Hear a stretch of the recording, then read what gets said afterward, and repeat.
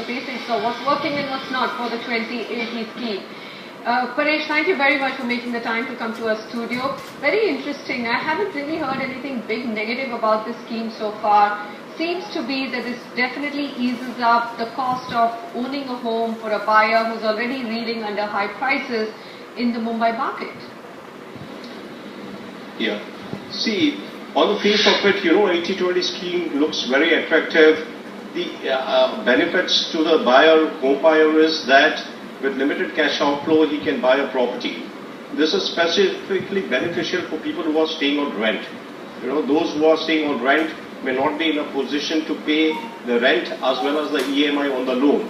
So initially the 80-20 scheme was designed for people who are staying on rent. However, of late we have seen that it has become very popular with investors because of the leveraging possibility which it provides. Most of the investors are using this to the full extent of late. Let me give you an example. Typically what happens is if you are buying a property, let's say a property costing 1 crore and you pay only 20%, that means about 20 lakhs. Now if the price of the property goes up from 1 crore to 1 crore 30 lakhs in let's say 3 years, so you make 30 lakhs on your initial 1 crore, which is 30% return in over 3 years or 10% annualized. But if you see your investment is only 20 lakhs, so you have actually made 30 lakhs of return on 20 lakhs, which works out to 150% return over a period of 3 years or 50% annualized. So that is the power of leveraging which is built into a 80-20 scheme. And that is what is attracting the investors to this particular scheme. Paresh, tell me one thing. I also heard Harsh Gupta spell that out in the story, saying that probably you're not allowed to sell in the interim period. So how do you really leverage?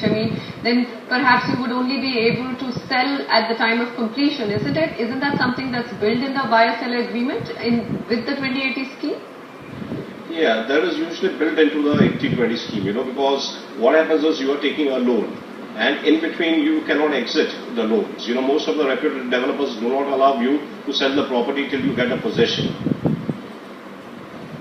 Alright, okay. So you're saying that even then the returns are phenomenal, even if you do end up selling at the time of possession. The fact is that you've only paid 20% upfront and you only end up paying the rest of the 80% when you get the possession, and there's a quick turnaround. Point taken. Tell me another very big question that gets raised here.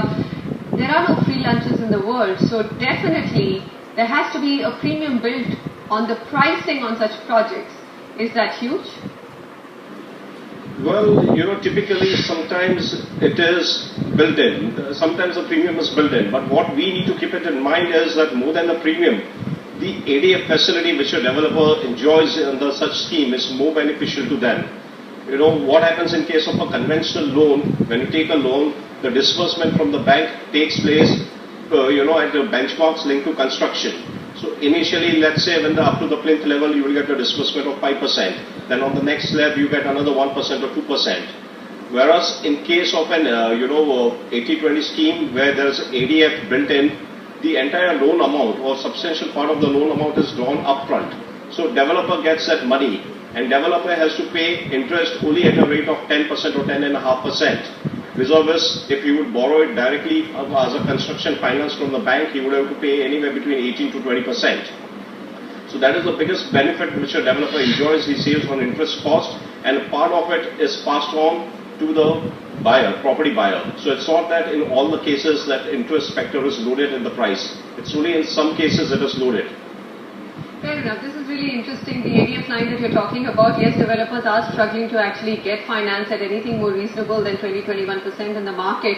Does that, should we then take it that if the developer has been able to tie up with a bank for 2080 scheme, then there is a credential that the developer enjoys and the bank does it mean that the bank has vetted the developer and the project? Because, when in recent history, when we did a Noida extension story, we found that lots of banks have tied up with projects which actually didn't take off in the controversy.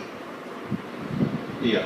See, traditionally what has been happening is that ADF facility has only been made available to reputed developers with good track record. Typically the bank assumes a higher risk when it goes in for ADF facility, because large part of the loan is given even at the stage where construction has just started. So banks have to be very cautious while extending this facility, and they have to do a proper due diligence. Having said that, of late we have seen that banks have become very liberal in extending this kind of facilities. Even new developers with little track record have been extended this kind of facility.